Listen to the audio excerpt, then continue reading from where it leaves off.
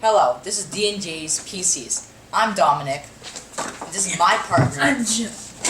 Today, we're building a computer. Alright, this right here is our motherboard, our RAM sockets, graphics card, SSD, storage, cover panel thing, I/O shield, extra wires, cables, thermal paste, RAM, fan thingy, cooler for the processor, cooler, our DVD drive, power supply.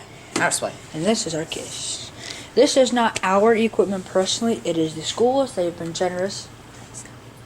They have been generous and allowed us to use it and build a computer that they're going to be using as a demonstration for us to show to YouTube.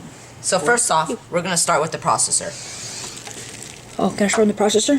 Yep. So Alright, what kind of processor we have is an this? i5 4590. Cool, right? So to put this in, you need to remove the thing as shown before, then match the yellow triangle.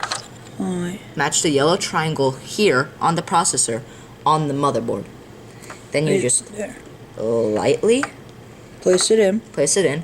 Then you put the shield back on and you push it down. Like a Now- mouse trap. Yep. Alright, cool. Okay. Next, we're inserting the RAM.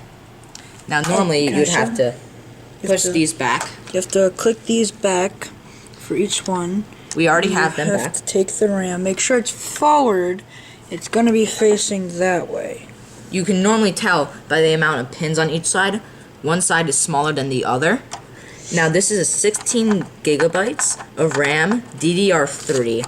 There are different types Each of or DDR3.